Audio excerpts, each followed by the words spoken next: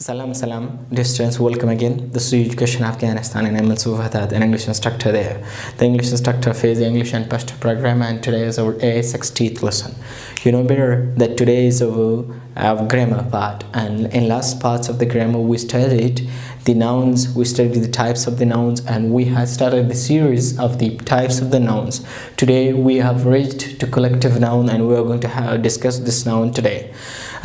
Collective noun mana jamino. We studied the other nouns, common noun, proper noun in the last lesson, and we studied that what are they, how we use them, and how they are formed, how they are made. So we studied them. Today we are going to talk about collective nouns. Collective nouns means jaminum. هغه نمونه ته وایي چې د جمع غوندې نومي، یعنی یو موږ داسې جمع لرو چې مخکې موږ لوستلی و چې هغه پلورل او که سنګولر دی، یعنی داسې جمع چې په ایس او ای سره جمع شوی. یو ځینې داسې جمع چې مثلا هغه ایس او ای سره نه جمع کېږي مګر په خپله جمع چې ډېر اشخاص ته وایي. ځینې بیا داسې چې هغه داسې د یو څه مجموعې ته وایي، یعنی جمعي نوم ورته وایي. یو مثلا مختلف شیان را جمع کړي که نه، هغې شیانو مجموعې ته څه وایي؟ کولکټیو ناونز ورته وایي، یعنی یو کولکټیو ناون هغوی ته ورقی وضع کیږي. For example, مثلا موږ د definition کوي چې are those which look single but has plural meaning. What does it say? It says that collective nouns are those which look singular but it has plural meaning. What does it mean? For example, there is an example family.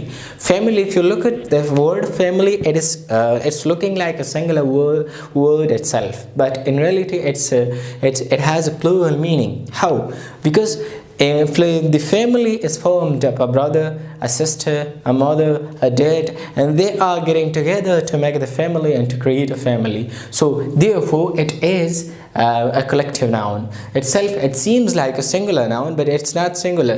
It is singular, but it is the collection of other things, and the family has been made of those, the collection of the members of the family, father, mother, sisters. They may be different. For example, male, female, smaller, younger. So the different collections are getting together, and for their collection, the دوی ټولو مشترکه یو نوم ته څه وایي؟ هغه ته جمعي نوم وایي، یعنی collective noun ورته وایي. په ساده اصطلاح باندې ګورې یو موږ جمع لرو، یو هغه لرو مفرد لرو، مګر موږ ځینې داسې نومونه لرو چې د مختلفو شیانو مجموعې ته چې کله موږ یو نوم وضع کړو هغه ته څه وایي؟ collective noun، یعنی جمعي نوم ورته وایي چې هغه دا نوم دی. نو مثلا family یو نوم دی، د څه نوم دی؟ مثلا د مور، پلار، خویندې، ورونه دا ټول سره راجمع کېږي یو نوم جوړوي، دغې ته family نوم وایي. For example, a club ته که فکر وکړې مثلا د اشخاصو مجموعه، یعنی دغه کلب چې کوم هدف دپاره کار کوي دغه چې راجمع کړي او یو کار ورته وسپاري، مثلا یو کار یې ځان سره لري، د دغې هدف لپاره چې څوک کار کوي دغې ټولو ته کلب وایي. مثال په ډول، یعنی for example کرکټ کلب، د کرکټ یو کلب دی، یا د بل مثلا ډیبیټ کلب، د مناظرې یو کلب دی، دغې ټولو ته کلب وایي. مثلا دا یعنی مجموعه ده په اصله کې. A community, if you look at the community is made of the different people. For example, boys, girls, male, female, smaller, elder, from one place to another, and from another place, they are getting together to make the community and to create the community. So the word community is a collective noun. It has been made, or it has been collectively made from the people and different people, different things in the community. An army is also a collective noun. How? Because in army, if you look at the army, there are many things. The collective noun or common noun, the difference between them, what is the difference between them? د دوی ترمنځ فرق څه دی؟ مثلا common noun موږ یو دانه وایو چې child.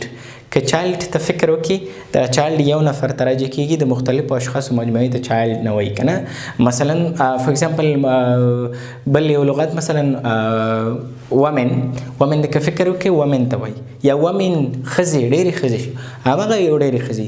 مګر کولکټیو ناون بیا داسې دی چې شاید مختلف اشخاص مختلف شیان راجمع شي. ځکه که کمیونټي ته فکر وکړي، کمیونټي کې ګورئ ځان له خلک نه دي، ځان له میل نه دي، ځان له فیمیل نه دي، مګر که چایلډ ته فکر ټول به میل وي، ټول به مثلا په همده واړه ماشوماني غټ پکې نه راځي همدغه شان ده مګر collective بیا داسې دی چې دې کې مختلف راتللی شي مثلا for example community is a collective noun. If you look at the community we have everything in the community. We have male, we have female, we have girls, we have boys, we have women, we have everything in the community and this community is a collective noun. دغه وجه نه دغه فرق د collective noun او د common noun the common plural noun سره دغه فرق راځي کېدلی شي. If you look they're a family, a club, a community and an army. These are the collective nouns. ځینې نور مثالونه موږ لرو مثلا په حیواناتو کې که حیواناتو کې فکر وکړي a drove of sheep. ګوري که چېرته ګډې رواني که نه ګډې او ته غواړې یا پسونه رواني دغه غواړې داسې ونه وایي چې پسونه روان دي یعنې دې ته یو نوم ورکړي مثلا موږ ورته رمه وایو که نه چې د پسونو رمه یعنې دا رمه په خپله د دې پسونو مجموعه ده. ګورئ پسه یو پسه د دې پلورل کمن ناون چې دی پسونه دي مګر د دې کلیکټیو ناون چې دی رمه ده. ګوري اوس به د باندې ذهن خلاص شوی نو د پسونو لپاره کلیکټیو ناون چې دی a drove دی. a drove معنی د a drove of the sheep معنی د پسونو رمه.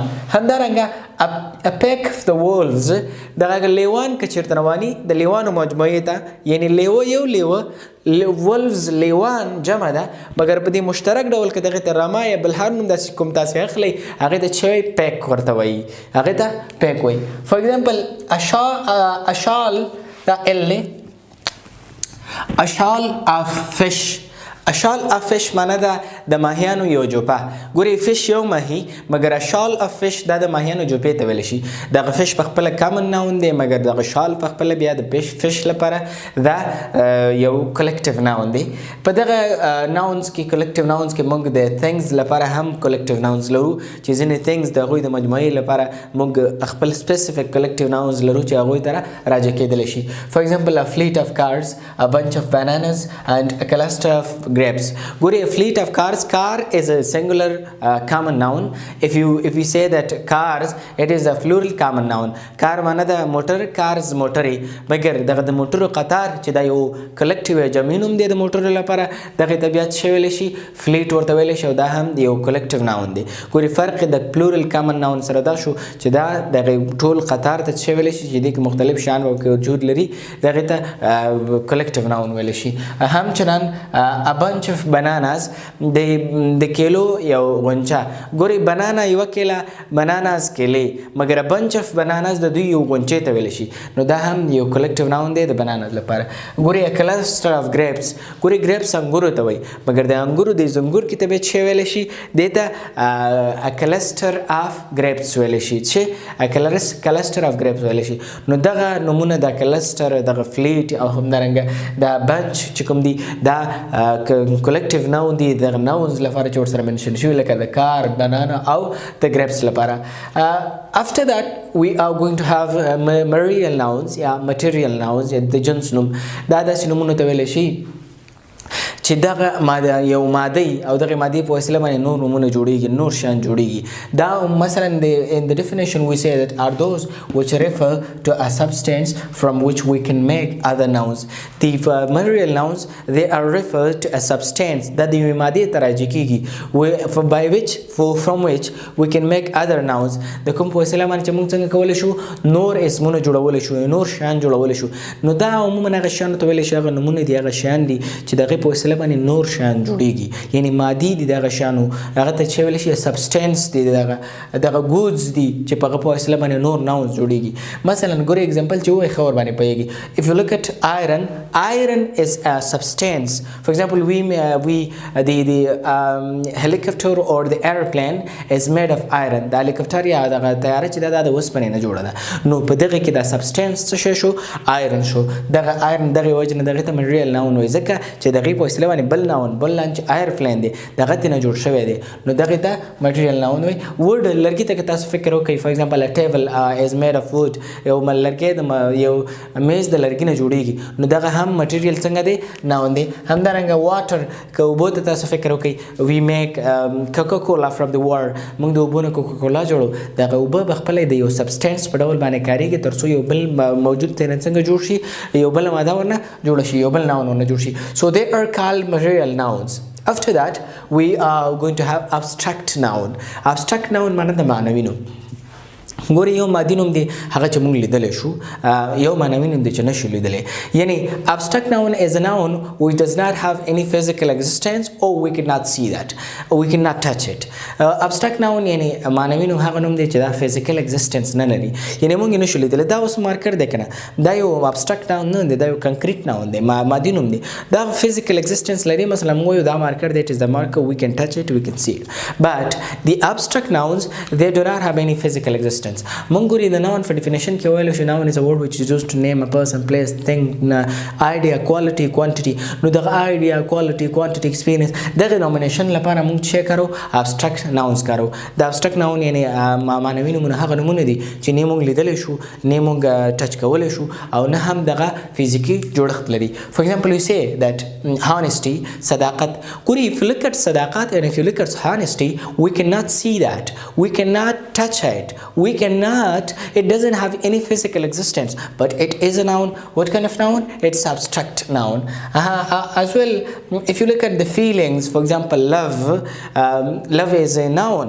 What kind of noun this is? This is an abstract noun. So this was the description of abstract noun. the abstract nouns collective noun مویلی چې دا د یو منجمع نوم دی. material noun د داسې نوم دی چې یو ماده ده او د هغې په وسیله باندې نور شیان جوړېږي. دغه یعنې یو هغه جوړېدونکي شیانو مجموعه شیانو ته نوم ته material noun وایي. جوړونکي شیانو ته هغه چې نور شیان موږ ته جوړوي. دغه abstract noun چې کوم دی دا څنګه فورم کیږي and from what we form that. د abstract noun د adjective نه جوړیږي، د verb نه جوړیږي او د common noun نه جوړیږي. ګوري د چی نه؟ د adjective نه، د verb نه او د common noun نه. دغه په دې سره چې دغه وروسته ورستاړي ورسره یوځای کیږي او دغه په وسیله باندې موږ abstract noun جوړو. For example, kind دا یو adjective دی اصلا کې، د kind ته وګورئ adjective دی، مګر موږ ورسره kindness اضافه کړی دی، دغه نه څه جوړ شوی دی؟ kindness جوړ شوی دی چې kindness په خپله څه ته ویلی شي؟ مهرباني. او مهرباني په خپل abstract noun دی، مهرباني موږ نشو لیدلی، physical existence نشي لرلی. همدارنګه kind ګورئ په خپله بیا adjective دی، سمه ده. او بې اطاعت کول، دې سره موږ وروستاړی یوځای کړی obedience has been made from that. obedience as a noun. ګوري دغه د verb نه موږ noun جوړ کړی دی او سره ول noun چې جوړ کړی abstract noun هم ترې جوړ کړی. common noun ځینې common داسې اسمونه نور شته چې په هغه دي، مثلا هغې سره موږ ځینې وروستاړي جمع کوو چې هغه مخکې نه هم ناون وو، مګر موږ په ځینې وروستاړو اضافه کولو سره دغه نه دغه شی یې تغیروو، یعنې مخکې به شاید کامن ناون وي، مګر دغه کامن ناون موږ کوم ناون ته چینج کوو؟ abstract noun ته چینج کوو. مثلا child دی، childhood ورنه جوړېږي، صحیح ده، دا هوډ ورسره موږ اضافه کړی دی.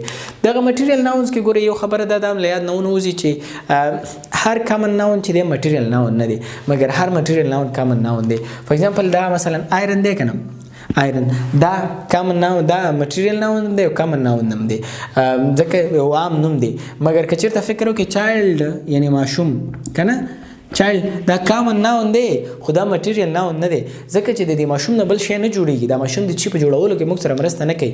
نو دغه وجه نه موږ ویلی شو چې هر material noun common noun کېدلی شي، common noun، مګر هر common noun material noun نشي کېدلی. دغه یعنی جوړښت د دوی چې څنګه دغه شیان موږ جوړولی شو، یعنې دغه ناون نه جوړولی شو. یو موضوع ته زیات فکر وسي چې ځینې دغه آرټس چې دي او ساینس چې دي دا هم abstract noun دی. For example, music. It is abstract noun because music doesn't have any physical existence. We cannot see the music. We cannot touch the music. So, for example, grammar is also abstract noun. Arts and science, they are also in the lines or under the issue of the abstract nouns.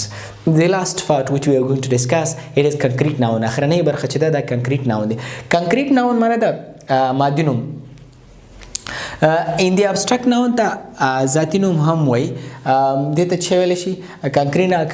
concrete noun معنی ده مادي نوم. مادي نوم یعنې هغه چې مادي شکل ولري. څنګه ولري؟ مادي شکل ولري په دې معنی چې it will have a physical existence. هغه نومونه چې physical existence لري هغه ټول څنګه دي؟ مادي نومونو کې راځي. مثلا دغه بعضې استادان دغه شانته کلاسیفیکیشن کوي چې دغه ټول مثلا common noun دي، common noun چې کوم دي مثلا دا proper noun چې دي دا په د concrete ناونز کې راولي چې دا د دوی یو برخه ده ځکه چې دوی فزیکل ایگزیسټنس لري مګر موږ په عمومي کې کلاسیفیکیشن کړی ټول ډولونه بیل بیل ویشلي کنکریټ ناونز معنی ده مادي نمونه یعنی هغه چې ماده لري فزیکل ایگزیسټنس یا فزیکل ایگزیسټنس یا د جوړښت لري موږ لیدلی شو موږ ټچ کولی شو هغه اسمونو لپاره موږ څه لرو کنکریټ ناون ورته وایو فار ایگزامپل مثلا وایو چې مارکر this is a marker this is a concrete noun what kind of noun this is a concrete noun دا concrete noun هم دی او بیا common noun هم دی نو concrete noun به خپل دغه نور ځینې nouns types چې کوم دي چې لیدل کیږي او ټچ کیږي او مثلا physical existence لري هغه ټول په دغه concrete nouns کې هم راتللی شي دغه کنکریټ ناونز په خپل بیا په دوه ډول باندې دي یو ته کاونټیبل ناونز وای او یو ته نان کاونټیبل ناونز وای یعنی ځینې داسې لیدونکي شیان دي چې هغه شمیرل کیږي څنګه کیږي شمیرل کیږي ځینې به داسې دي چې هغه نه شمیرل کیږي فار ایگزامپل this is the countable nouns are those they have individual physical shapes the countable noun یعنی شمیرل کې اسمونه هغه دي دوی جدا جدا physical shape لري یعنی داسې نه چې مکس دي او نه شمال کیږي ځکه مثلا دا مارکر دی کنه individual physical shape دا individual physical shape دام لري we can count that 1 2 ګوري countable nouns are those which have individual physical shape or are those which we can count these are the markers they have individual physical shapes 1 2 we can count and they have the individual physical shape too but non-countable nouns are those which do not have any individual physical shape for example if you look at water if you look at sugar if you look at salt they do not have individual physical shapes it looks like one shape so therefore it can be it is called the non-countable noun or simply we can say the non-countable nouns are those nouns which we cannot count هغه نمونه نو په ټوله کې دغه کلیکټیو موږ د نمونو ډولونه لوستل چې دغه اخرنی ډولونه موږ ولوستل کلیکټیو ناون جمع نمونه ته ویل شي دا د عموما یو څه شیانو مجموعه ته ویل شي چې یو څه شیان راجمع شي یو هغه ته ټول یو نوم غوره کې شاید مختلف شاید یو شان شي دغه ته یو نوم غوره کول لپاره یو نوم چې کله غوره شي دغه ته چې ویل شي کلیکټیو ناون وای مثلا مور پلار خويند ورونه مشران کشران هلکان انجونې د چې کله راجمع شي په یو فامیل یو کور کې اوسېږي یو فامیل شي هغه ته په انګلیسي کې فیملی ویو ګوري برادر برادرز ورور ورونه دا یو جمع نوم شو مګر دا یو جمعي نوم نشو جمعي نوم په دې معنی چې ډېر ټول اور پکې راګډ شي مثلا برادر یو ورور د برادرز ورونه دي صحیح ده دغه یوازې جمع شو مګر ګوري برادر سیسټر دا خو د برادر سیسټر دا د یو نوم مونږ نه لرو کنه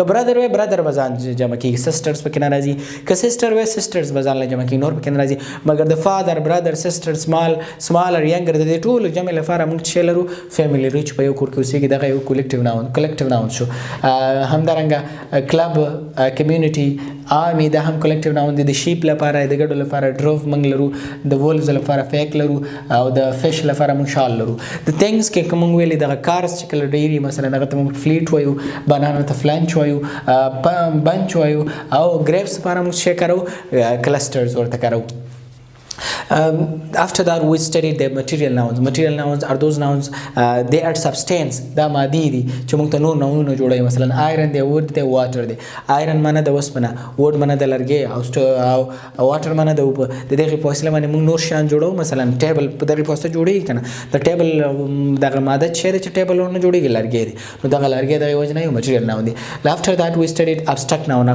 معنی د معنوي نوم یعنی داسې نوم چې ذاتي یعنی داسې نوم چې هغه physical existence نه لري we cannot see that we cannot touch that هغه شان چې موږ لیدل او ټچ کول نه شو هغه ته څه ویل شي abstract noun وشي لکه honesty experience شو state شو love شو childhood شو دا هغه نومونه دي چې نه موږ ټچ کول شو نه موږ څه کول شو physical existence نه لري د دوی فارمیشن چې د دریو شان نه کیږي یعنی موږ چې د abstract noun فارم کوو جوړو د دریو شان نه جوړو د adjective نه جوړو د verb نه جوړو common noun adjective سره kind دی کنه موږ سره نس اضافه کوو یعنی ورستاړه ور سره اضافه کوو نو common د abstract noun نه جوړیږي او به چې د verb دی dns ور سره موږ اضافه کوو یعنی ورستاړه د verb سره اضافه کوو دغه نه موږ څه جوړو abstract noun جوړو ځینې common noun لکه child ته چې فکر وکړي دغه سره ځینې ورستاړه اضافه کوو دغه نه abstract noun جوړیږي چې لکه childhood ورنه جوړ شو کنه اخیرنه موږ د concrete noun څخه بحث وکړو یعنی مادي نوم هغه نوم چې په هغه کې physical existence لري لکه دغه د مارکر مثال مې ورکړ